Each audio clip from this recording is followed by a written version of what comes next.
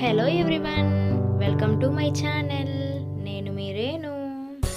మన ఇంట్లో కూరగాయలు ఏమీ లేనప్పుడు ఇలాగా పకోడీ పులుసు చేసి ట్రై చేయండి. మూడే ఇంగ్రీడియంట్స్తో నేను ఈరోజు పకోడీ పులుసు చేశాను. చాలా బాగా వచ్చింది. ఒకసారి మీరు కూడా ట్రై చేయండి. ఇప్పుడు ప్రాసెస్లోకి వెళ్ళిపోదాం. ముందుగా స్టవ్ వెలిగించి ప్యాన్ పెట్టుకోవాలి. ప్యాన్ హీట్ అయిన తర్వాత 4 టేబుల్ స్పూన్స్ ఆయిల్ వేసుకోవాలి. ఆయిల్ హీట్ అయిన తర్వాత మనం అందులో 1 టేబుల్ స్పూన్స్ పోపు దినుసులు వేసుకోవాలి. అలాగే కరివేపాకు 2 రెబ్బలు వేసుకోవాలి. వేసుకొని ఒకసారి పోపు చిటపటలాడే వరకు మనం వేయించుకోవాలి.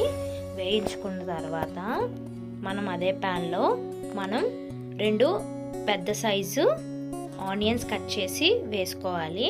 వేసుకున్న తర్వాత దాంట్లోనే ఒక 1/2 టీ స్పూన్ పసుపు వేసుకొని 1 నిమిషం లో ఫ్లేమ్లోనే వేయించుకోవాలి. తర్వాత 1/2 టీ స్పూన్ ఉప్పు కూడా వేసుకొని ఒక 2 నిమిషాలు ఈ ఆనియన్స్ గోల్డెన్ బ్రౌన్ కలర్ వచ్చినంత వరకు మనం వేయించుకోవాలి. లైట్ గోల్డెన్ కలర్ వస్తే సరిపోద్ది, మరీ మాడిపోకూడదు. గోల్డెన్ కలర్ వచ్చిన తర్వాత మనం టమోటాలు 2 మీడియం సైజ్ టమోటాలు కూడా వేసుకోవాలి. కట్ చేసి వేసుకున్న తర్వాత దాంట్లోనే మనం దంచి పెట్టుకున్న అల్లం వెల్లుల్లి పేస్ట్ కూడా వేసుకోవాలి. అల్లం వెల్లుల్లి పేస్ట్ కన్నా మనం దంచి పెట్టుకొని వేసుకుంటే చాలా టేస్ట్ వస్తుంది కూరకి.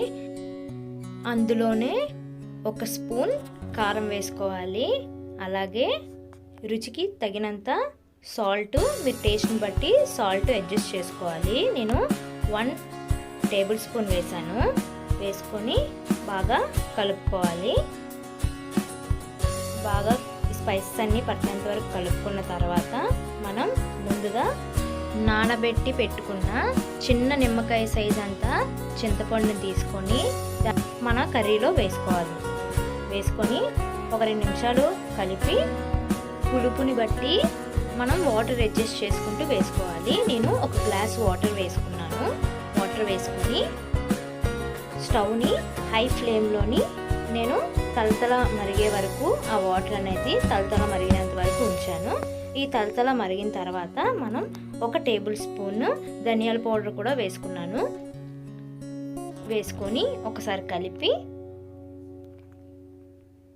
ఇప్పుడు దాంట్లోనే మనం ఇందాక లెఫ్ట్ ఓవర్ పకోడీ ఉండిపోయింది కదండి, మిగిలిన పకోడీ, ఆ పకోడీ కూడా వేసుకొని ఒకసారి కలుపుకొని కొత్తిమీర వేసుకొని మగ్గనివ్వాలి. అంటే ఈ పకోడీకి మనం గ్రేవీలోని స్పైసెస్ వేసాం కదా, ఆ స్పైసెస్ అన్నీ పట్టే విధంగా మనం ఒక 2 నిమిషాలు మీడియం ఫ్లేమ్లోనే కుక్ చేసుకోవాలి. 2 మినిట్స్ తర్వాత స్టవ్ ఆఫ్ చేసుకొని సర్వింగ్ బౌల్లో తీసుకొని సర్వ్ చేసుకోవడమే. అంతేనండి.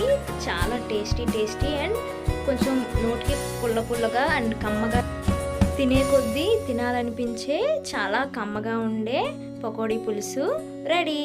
మీరు కూడా తప్పక ట్రై చేసి ఎలా వచ్చిందో నాకు కమెంట్ చేయండి.